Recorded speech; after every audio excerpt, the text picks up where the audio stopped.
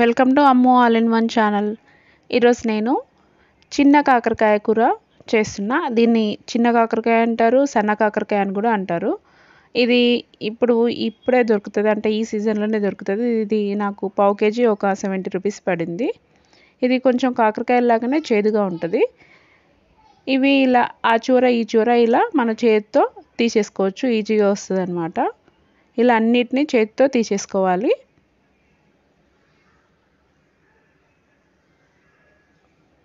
చూడండి, మొత్తం తీసుకున్నాక ఇలా ఉన్నాయి. చిన్న కాకరకాయలు అంటే ఇలా ఉంటాయి. ఇప్పుడు ఒక స్టవ్ వెలిగించి కడాయి పెట్టేసి 4 టేబుల్ స్పూన్ల ఆయిల్ పోసి, ఆయిల్ కొంచెం వేడయ్యాక 1 టీ స్పూన్ పోపు గింజలు వేసి కలుపుకుంటూ మంచిగా ఎర్రటి రంగు వచ్చే వరకు వేయించుకోవాలి. పోపు గింజలు మంచిగా వేగే వరకు వేయించుకోవాలి. ఇప్పుడు ఒక మీడియం సైజు ఆనియన్ చిన్నగా కట్ చేసుకొని, ఒక రెబ్బ కరివేపాకు కూడా తీసుకొని వేసుకోవాలి. ఇందులో వేసి ఒకసారి మంచిగా కలిపేసి, ఇందాక మనం తీసుకున్న కాకరకాయలను ఒక 2 టైమ్స్ 2 సార్లు మంచిగా కడుక్కోవాలి.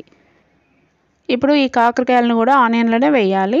మనం ఆనియన్ వేగినాక ఈ కాకరకాయలను వేసినాం అనుకోండి, కాకరకాయ ఉడికేలోపు ఆనియన్ మాడిపోతుంది. అందుకే ఆనియన్ వేగకముందే మనం ఒకసారి ఆనియన్ కలిపేసి కాకరకాయ వేయాలి. ఇప్పుడు ఒక మిక్సీ జార్ తీసుకొని ఒక 2 టేబుల్ స్పూన్ల ఎండు కొబ్బరి, మీ రుచికి సరిపడా కారం వేసుకొని, నేను ఇక్కడ 2 టేబుల్ స్పూన్ల కారం వేస్తున్నా.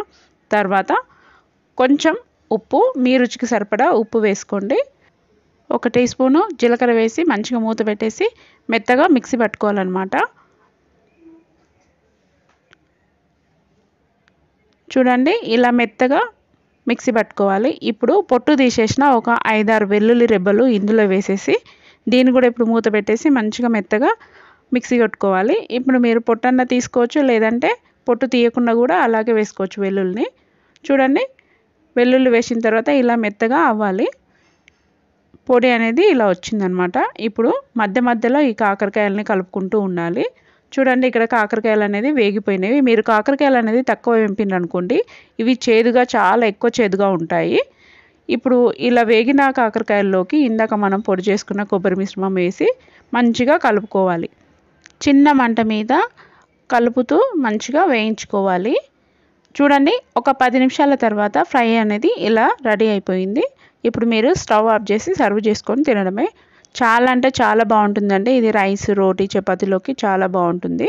ఒకసారి మీరు కూడా ట్రై చేసి మీకు ఎలా వచ్చింది అనేది కామెంట్లో చెప్పండి. అలాగే మీ సైడ్ ఈ కాకరకాయని ఏమంటారు, మీ సైడ్ ఎంత కాస్ట్ ఉంది అనేది కూడా నాకు ఒకసారి కామెంట్లో చెప్పండి. అలాగే లైక్ చేయండి, షేర్ చేయండి, మా ఛానల్ని సబ్స్క్రైబ్ చేసుకోండి.